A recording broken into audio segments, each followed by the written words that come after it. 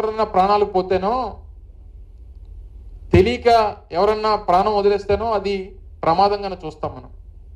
కానీ తెలిసి ప్రాణాలు పోయాయి డెఫినెట్గా ప్రభుత్వ హత్యలు మాత్రమే అనేటువంటి విషయాన్ని ఈ సందర్భంగా చెప్పక తప్పదు.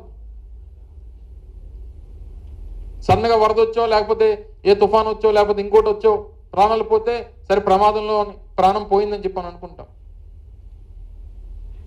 కానీ తెలిసి ప్రజలు 45 మంది ప్రాణాలు పోయారంటే ఈ డెఫినెట్గా ప్రభుత్వ హత్యలు. దీనికి ముఖ్యమంత్రి, సంబంధించినటువంటి మంత్రులు, సంబంధించినటువంటి అధికారులు అందరూ కూడా దీనికి బాధ్యత వహించారు. దీనే క్రిమినల్ నెగ్లిజెన్స్ అంటారు. కావాలని చెప్పి తెలిసి మీరు ప్రజల ప్రాణాలు గాలికి వదిలేస్తారు. ఉదాహరణకి 2022లో నేను ఏఎస్ఆర్ జిల్లా ఇన్ఛార్జ్ మంత్రిగా ఉన్నా. చింతూరు ప్రాంతం, ఆ ప్రాంతంలో శబరి నది వెళ్ళి, ఇలాగే శబరి నది వెళ్ళి గోదావరి నదిలో కలుస్తుంటుంది. ఆ సందర్భంలో గతంలో ఎప్పుడూ లేనటువంటి వరద నీరు ఆ సందర్భంలో ఆ ప్రాంతంలో వచ్చింది. దాదాపు 250 గ్రామాలు, ఇలా విజయవాడ నడిబొడ్డును కాదు, అది కలిసినటువంటి 7 మండలాలు ఏవైతే ఎటపాక, విఆర్పురం, చింతూరు, ఈ రకమైనటువంటి ఈ మండలాలు, అంటే ఏజెన్సీ ప్రాంతంలో ఉన్నటువంటి భద్రాచలం కానుకొని ఉన్నటువంటి మండలాలు, ఈ మండలాలన్నిటికి కూడా వరద హెచ్చరిక వచ్చినప్పుడు ముందుగానే అందరినీ కూడా సమాయత్తం చేసి దాదాపు 250 గ్రామాలు, 18,000 కుటుంబాలు 102, 103 పునరావాస కేంద్రాలను పెట్టి వాళ్ళందరినీ కూడా తరలించాలి. రోడ్డు మార్గాలు కూడా లేవు కొన్ని ప్రాంతాలకి. లాంచీల్లో, మన పడవల్లో తీసుకుని వచ్చి వాళ్ళందరినీ కూడా పునరావాస కేంద్రాల్లో పెట్టి వారికి కావాల్సినటువంటి పూర్తి స్థాయి వాళ్ళు మళ్ళీ ఆ ప్రాంతం అంతా కూడా నార్మల్ స్టేజ్కి వచ్చినంత వరకు వాళ్ళందరికీ కూడా ప్రభుత్వమే దగ్గరుండి చూసుకొని మళ్ళీ ప్రతి కుటుంబానికి 2,000 రూపాయలు ఆర్థిక సహాయానికి అప్పటికప్పుడే అందించి, కావలసినటువంటి సరుకులన్నీ కూడా అందించి, ఒక్క ప్రాణం కూడా పోకుండా చూసుకునేటువంటి బాధ్యత ఆ రోజు ప్రభుత్వంగా మేము తీసుకున్నాం. ఇవన్నీ ఉదాహరణలు. ఇవన్నీ అలాంటిది విజయవాడ నడిబొడ్డున 45 మంది ప్రాణాలు. వాస్తవానికి వరదల్లో కొట్టుకుపోయినటువంటి ప్రాణాలు కొన్ని అయితే, కొంతమందికి నీరందక, కొంతమందికి మెడిసిన్స్ అందక, కొంతమందికి వైద్యం అందక చనిపోయినటువంటి వారు కొంతమంది.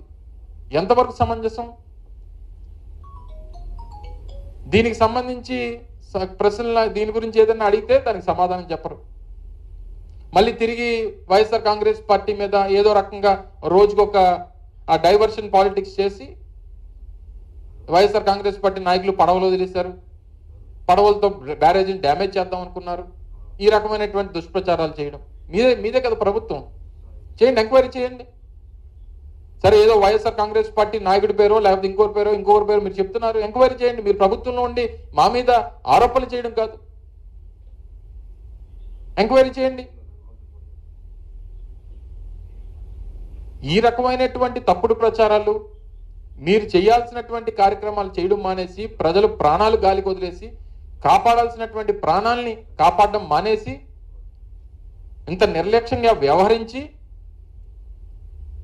తిరిగి మళ్ళీ ఈరోజు మళ్ళీ వైఎస్ఆర్ కాంగ్రెస్ పార్టీ మీద మీరు ఆరోపణలు చేస్తూ ఉన్నారంటే అసలు ఏం జరుగుతూ ఉంది?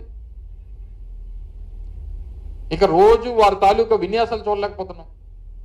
అది సందర్భంలో మాట్లాడకూడదు, కానీ ముఖ్యమంత్రి గారి దగ్గర నుంచి మంత్రుల వరకు వారి విన్యాసాలు చూడలేకపోతున్నాం. ఏం అవసరం అండి ముఖ్యమంత్రి గారికి జేసీబీ ఎక్కి అందులో వెళ్లాల్సినటువంటి అవసరం ఏమో నాకు తెలియక అడుగుతాను. జేసీబీ తొట్టులో కొంతమంది ఫోటోగ్రాఫర్లు కూర్చోబెట్టి ముందునే ఏదైతే ఆ జేసీబీకి ఉండేటువంటి ఇది ఉంటుందో దాంట్లో ఫోటోగ్రాఫర్లు, డ్రైవర్ పక్కన ముఖ్యమంత్రి గారు, అందులో కూర్చున్న వాళ్ళు ఈ ఫోటో తీయడం.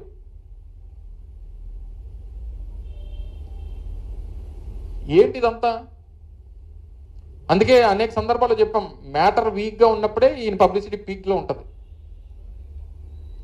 ఈయనకి ముఖ్యమంత్రి అనేటువంటి వ్యక్తి కూర్చొని కంట్రోల్ రూమ్లోనో లేకపోతే సంబంధించినటువంటి కలెక్టరేట్లోనో లేదా ఆయన కార్యాలయంలో కూర్చొని మానిటర్ చేయాలి తప్ప ఆయన గ్రౌండ్లో ఉంటే పని ఎక్కడ జరుగుతుంది? ఆయన పబ్లిసిటీ పిచ్చి, పోనీ ఈ పబ్లిసిటీతో పాటు పోనీ ప్రాణాలు కాపాడంటే 45 మంది ప్రాణాలు పోయాయి. ఇది ఎంతవరకు సమంజసం? దాంతోపాటు ఇప్పుడు మళ్ళీ గడిచినటువంటి 3 రోజులుగా వర్షాలు. ఈరోజు విశాఖపట్నం గ్రామీణ ప్రాంతంలో కొన్ని వందల వేల ఎకరాలు నీట మునిగిపోయినాయి.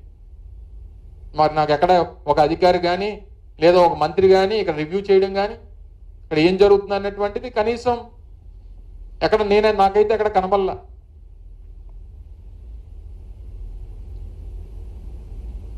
ఈరోజు ఈ రకమైనటువంటి పరిస్థితుల్లో ప్రజలకి భరోసా ఇవ్వాల్సినటువంటి బాధ్యత ప్రభుత్వాల మీద ఉంటాయి. ఎన్నికల ముందు ఏం చెప్పారు? మీ భవిష్యత్తుకు మాది గ్యారంటీ అన్నారు. ఎక్కడుంది గ్యారంటీ? ఎవరికి ఉంది గ్యారంటీ?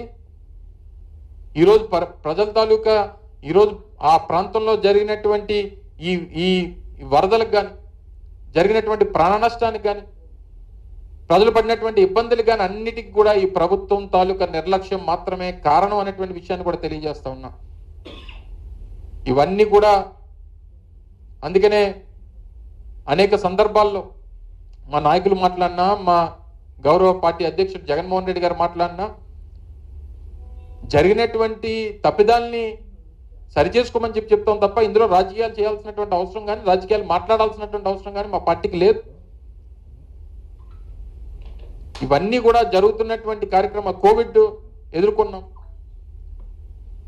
కోవిడ్ సందర్భంలో రాష్ట్రంలో 5 కోట్ల మంది ప్రజల్ని ఆ రోజు ఏ రకంగా కాపాడాలో దానికి కావాల్సినటువంటి ప్రణాళికలు జగన్మోహన్ రెడ్డి గారు చేస్తూ ఉంటే ఆ రోజు ప్రధానమంత్రి గారు కానీ లేదా మిగిలినటువంటి రాష్ట్ర ప్రభుత్వాలు కానీ దాన్ని ఆదర్శంగా తీసుకున్నటువంటి సందర్భాలు చూసాం.